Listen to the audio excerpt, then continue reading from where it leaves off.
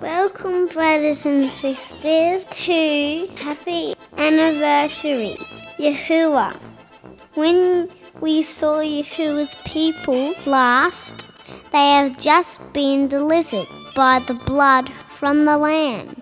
They were set free from their bondage of slavery and delivered through the waters of the Red Sea, just like we are redeemed by Yahusha's blood. And then we get immersed in obedience. So what happened after they crossed the Red Sea? Where did they go? What did they do? I'm going to tell you.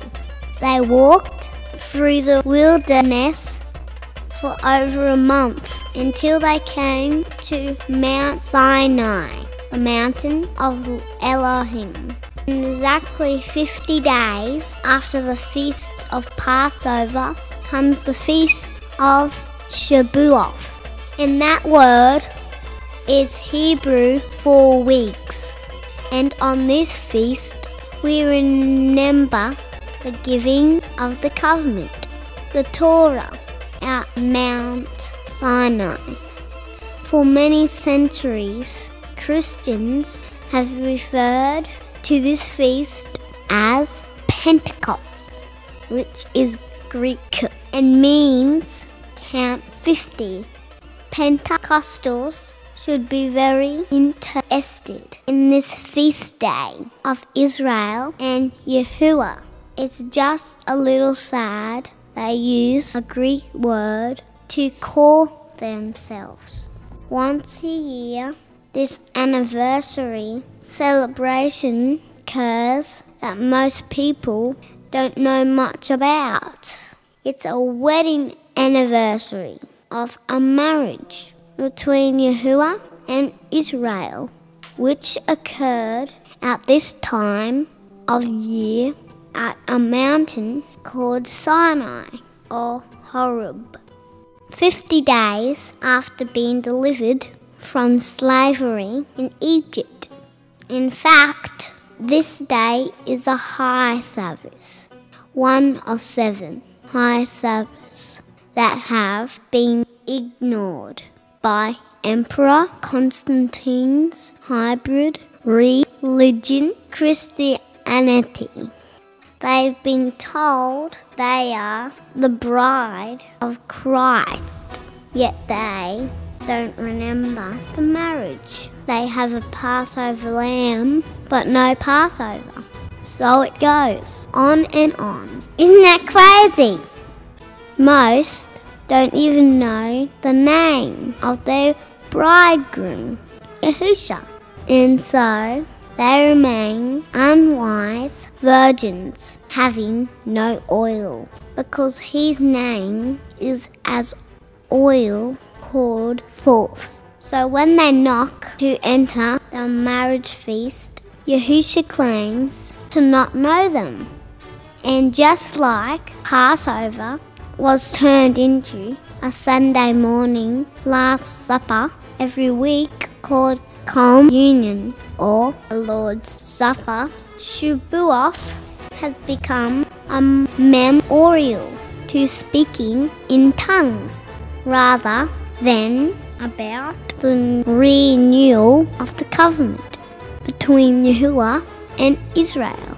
You can begin your study of this feast at Leviticus 23 and see how the new grain offering to Yahuah relates to how Israel becomes united to Yahuah through this renewal of the marriage covenant. Yahuah's redemption plan for Israel has 7 parts to it. It is not the 7 sacraments. They're evil. It is the 7 high Sabbaths. And each year when we do these Sabbaths, we are becoming more and more perfected and redeemed. In Acts 2, we clearly see that this festival is not a Christian one at all, but rather all Israel was gathered together as one man before Yahuah. So commitment is the defining aspect of any marriage, and our promise to obey Yahuah occurs at our immersion into the name of Yahusha. We became Israel, joined in a permanent relationship with the Maker of heaven and earth through the covenant. The mediator of this covenant is Yahusha, and he is Yahuah in human form. And now he's the bridegroom of Israel, not Christianity and not any other religion, because Yahuah made a covenant with only one nation of people, and that is Israel. Christians don't understand what Shabuoth really is, nor do most of Israel. But through the workers sent forth into the harvest, they are learning. And commitment to the covenant means commitment to the marriage. Commitment is the key. Duh! Shabuoth is not a birthday, because birthdays are naughty. Often we hear that Pentecost, as recorded in Acts 2, is the birthday of the CHURCH. This is because they realized that something really important happened, but the Hebrew roots have never been connected properly. It's not a birthday, it's an anniversary. It's true that the spirit of Yahusha was first given to the 120 Nazarene gathered together for this feast day. A renewal of the marriage covenant came to the early Nazarene with power, because Yahusha took up his dwelling place in his people for the first time, and he circumcised our hearts with a love for the marriage, the covenant. This was the first fulfillment of the prophecy of the new covenant given out Jeremiah 31, quoted at Hebrews 8 and 10. Our Creator, Yahuah, literally inscribes His Torah on our hearts. What a wedding gift He has given to His bride, Israel. We love to obey Yahusha, and when we have entered the covenant through immersion into His name, we take our husband's name upon us at our immersion and become one with Him. When He enters us, we become His temple, living stones that together make up this dwelling place. These were the first fruits of many to come. They are the early harvest. We Nazarene work the fields so that the great harvest will be overflowing. Acts 2 tells us 3,000 were immersed into the covenant, renewing their vows to obey the covenant with their husband, and they called on him, Yahusha. The bridegroom says, "Love me and to keep my commandments." And we say, "That's Israel, all that you command, we will do and obey."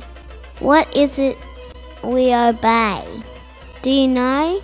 Well, it's the Torah of Yahuah. That's our way and where we walk. Your wedding vows are the 10 Commandments. Do you know what the 10 Commandments are? We do.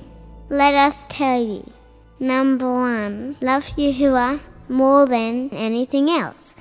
Number 2, no idols. Number 3, always use Yahusha's name. Number 4, rest on the Sabbath. Number 5, do what Mummy and Daddy say. Number 6, do not kill people. Number 7, do not look at naked people. Number 8, do not steal. Number 9, do not lie. And number 10, do not want anyone else's stuff. If we behave like this, we will be a wonderful bride for Yahusha. And we want that because we love him so much. So Yahusha, have a wonderful anniversary. And thank you so much for allowing us to be the bride you formed for yourself. Help us to become everything you expect in the perfect wife you so richly deserve. You who are the King of Kings. We love you, Yahusha. Thank you for setting us free. So, brothers and sisters, have a wonderful Shabuoth. And remember to party on, dudes. It's party time! P-A-R-T. Why? Because I gotta! Because Yahusha has set you free. Bye-bye, so be it. See you at booth, where we get to blow trumpets. Yeah! Spoken!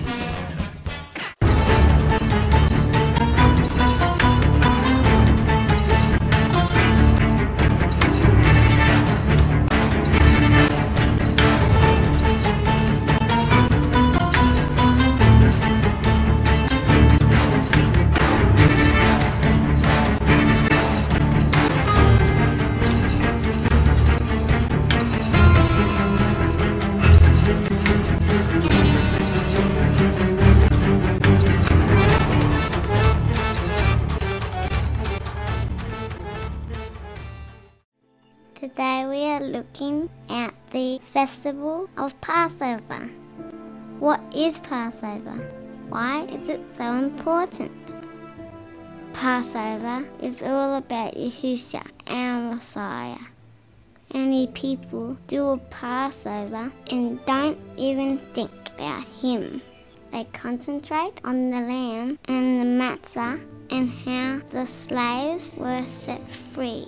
But they don't think about Yahusha and what he did. Isn't that crazy? You know what marriage is? A marriage is when two people get married. Yeah, that's good. That's marriage. What else is it? When they get married, then what do they do when they're married? Kiss. They kiss, yes. What else when they're married? Hug. Hug, that's good. That's good. Anything else? Nope. That's it? Yep. Well, they live together. They help each other, don't they? Mm-hmm. Yeah? Yeah. Because they see each other every day. Yep. Yeah. So it's important to help each other. Yeah. Are they friends also? Yep. Yeah. Well, it's a lot in the marriage, isn't it? Kissing, hugging, Yep. friends, helping, all that stuff. Yeah. Well, I guess that's what marriage is about. Yep. Thank you for your help. You're welcome. Marriage is the union between a man and a woman. Love and marriage, they go together like a horse and carriage.